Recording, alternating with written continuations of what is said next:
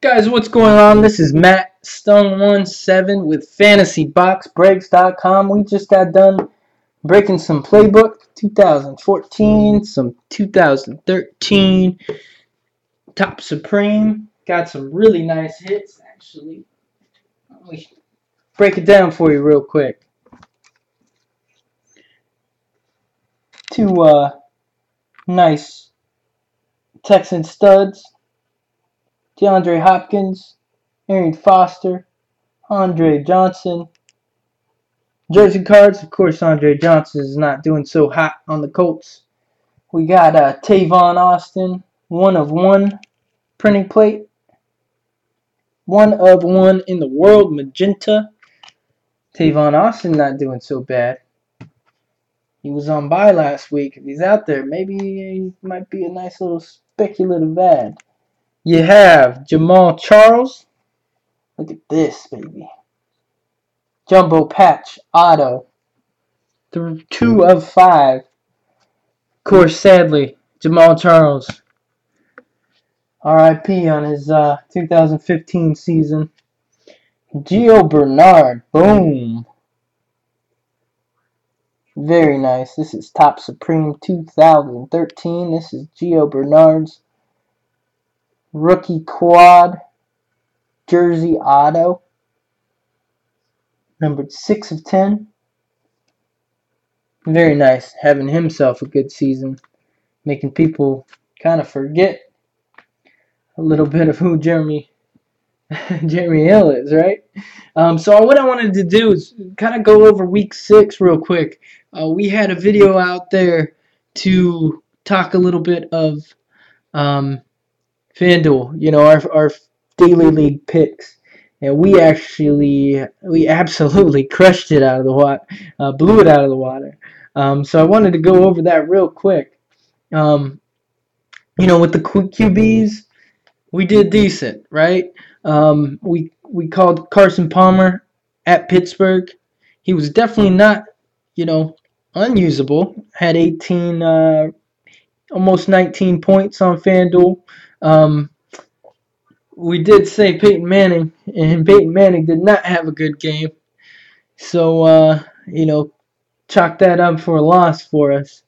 But one play we played a lot of different places, and we got paid for it, thank you very much, was Mr. Brian Hoyer at Jacksonville.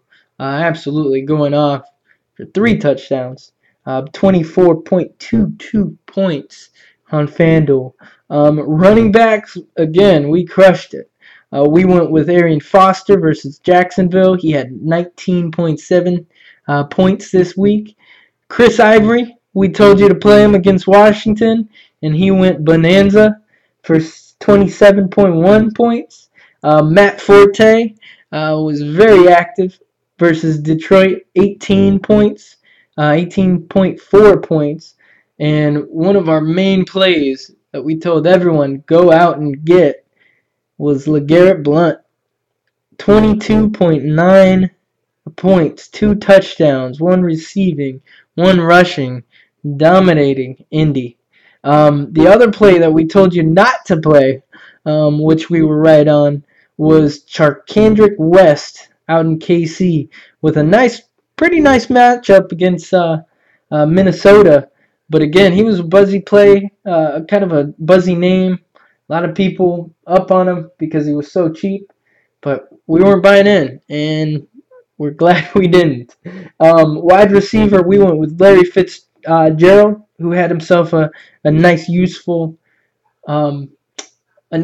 week. We do want to roll with him next week as well on Monday night, but we'll get to that in a different video.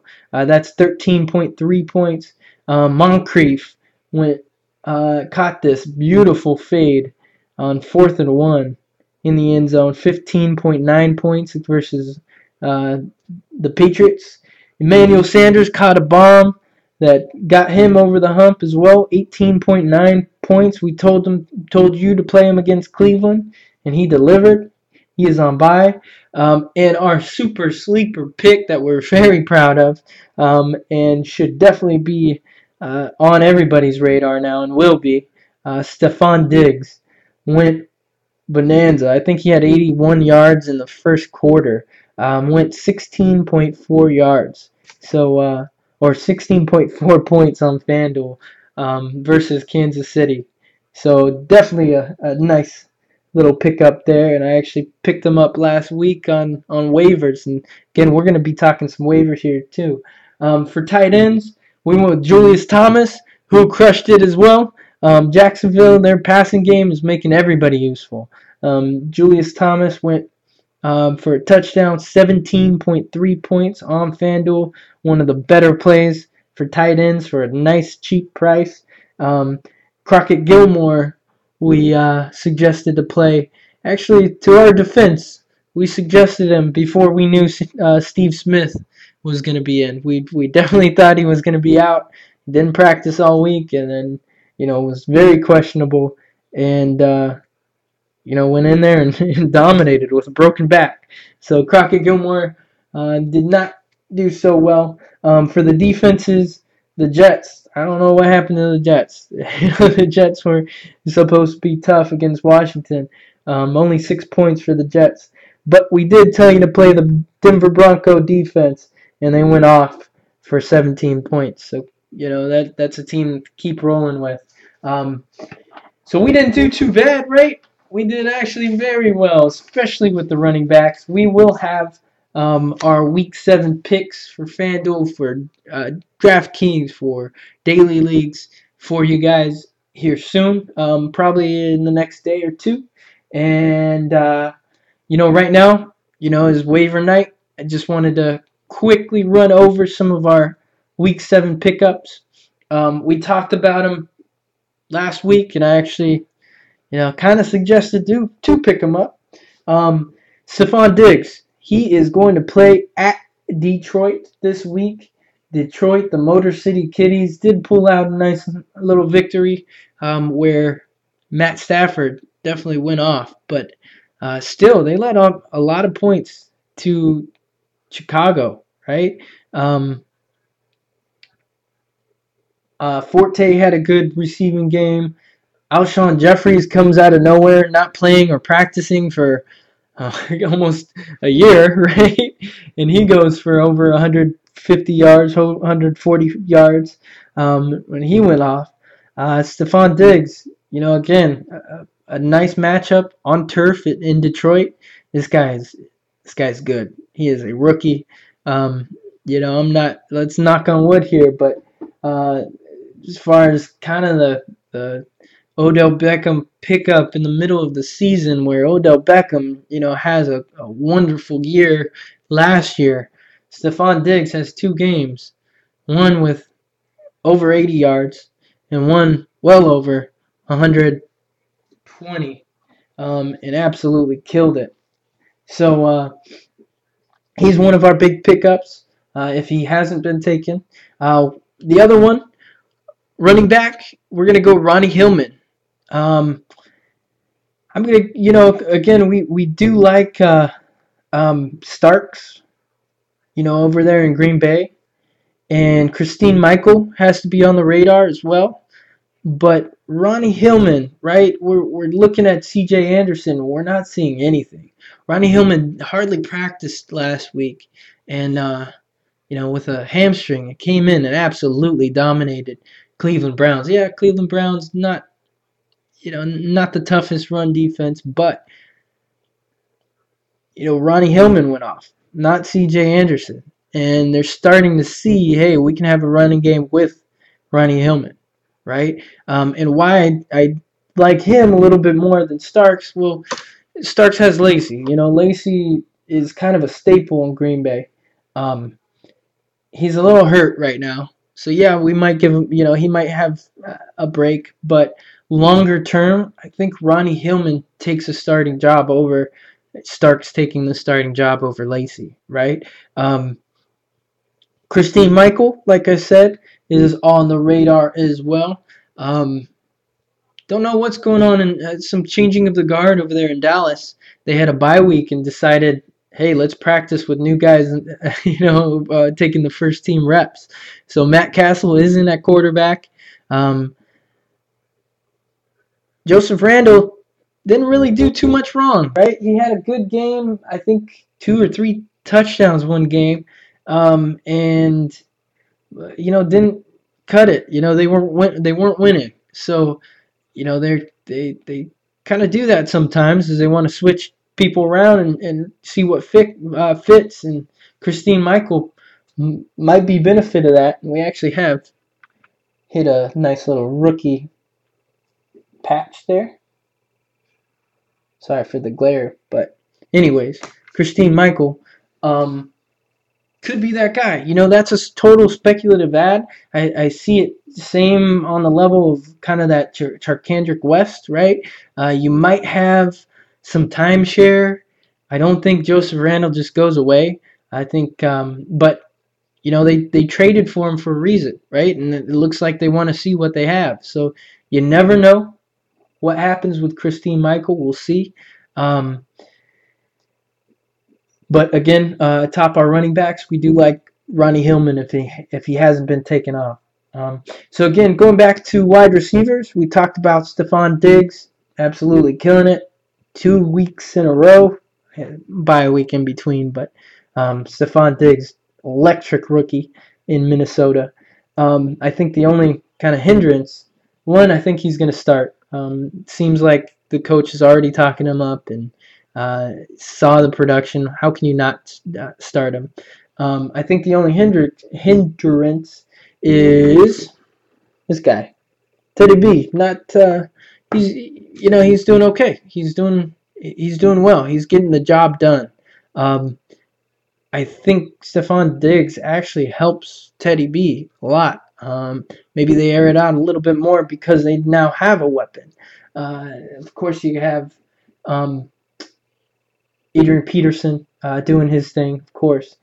Anyways, going back to wide receiver, we like Brandon LaFell. So Brandon LaFell is coming back. He was a top 25 wide receiver last year. He should be practicing this week. Belichick said he is getting close. Doesn't know if they're going to play week 7. So this is an ad just to kind of hold on. Even if he plays week 7, I don't know if you want to just throw him out there, right? But again, look at Martavius Bryant. He first came back, he went nuts, right? But to that point, Bryant wasn't necessarily coming, off a 4-week injury or anything like that. LaFell had kind of a freak injury and didn't know. A lot of people didn't know what was going on. He ended up on the short-term IR list. Anyways, he's not, he's not an exciting wide receiver, right? But he's tied to one of the best quarterbacks in the league. Myself, he's not a boomer bust guy. He's gonna get you some, 6, 7 points, right around there, almost guaranteed. He's not gonna score tons of touchdowns, right? He's not gonna have a huge, just go off, almost 150 yard 2 touchdown game. I don't think. So I mean, limit your expectations, but pretty consistent, right? I think he is possibly the best, wide receiver on the waiver at least, right? So if he's there, you definitely want to think about him. If someone dropped Michael Crabtree, right? Michael Crabtree from Oakland. This dude is getting some targets. He's top 5 right now in targets. He's averaging 9.6 targets over 5 weeks. That's a lot of targets, right?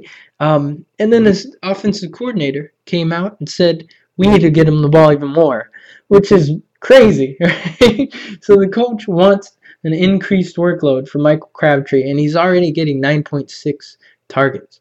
So definitely, if someone dropped him, he wasn't having the biggest games, the last 2 or 3 weeks, but he's definitely someone to pick up. Keep him, especially PPR, but he's a nice little play. Tight ends, we want to go ASJ. So Austin Sefarian Jenkins is coming back. He should be practicing. It's going to be very questionable.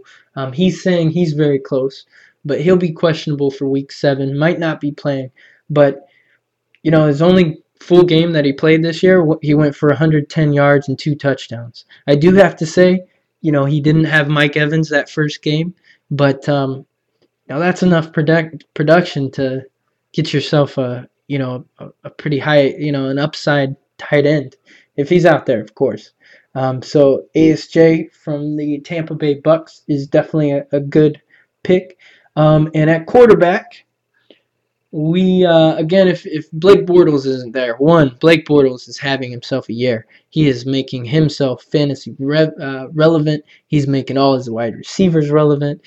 They're always playing from behind and always pretty much always in the games, right? So they're airing it out, definitely. Blake Bortles needs to be owned if he's not owned yet.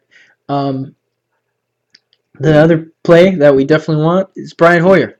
So Brian Hoyer is one that we told you to play last week, and he went off.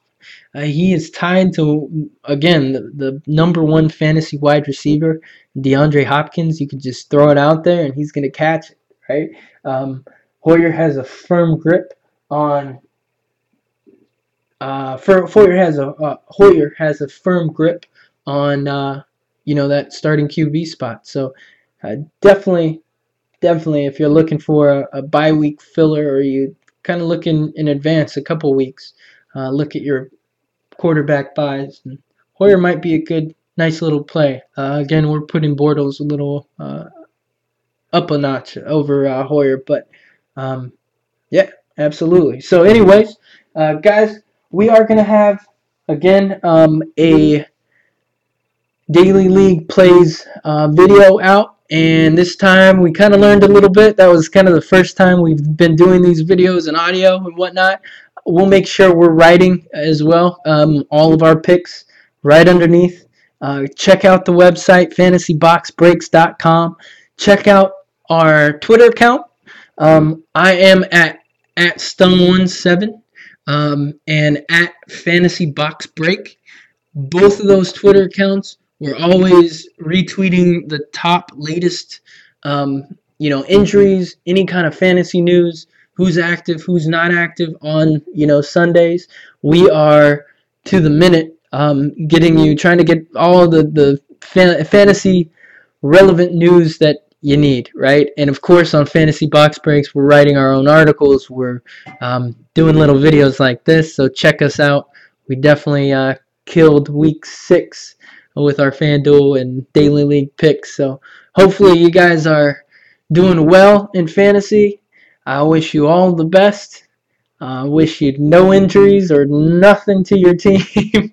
And again, if you have any questions, make sure you get on fantasyboxbreaks.com. Our email's on there. Make sure you get on Twitter. Follow us at fantasyboxbreak, at Stung17. Thank you guys. Good luck with your waiver pickups, and good luck with week 7.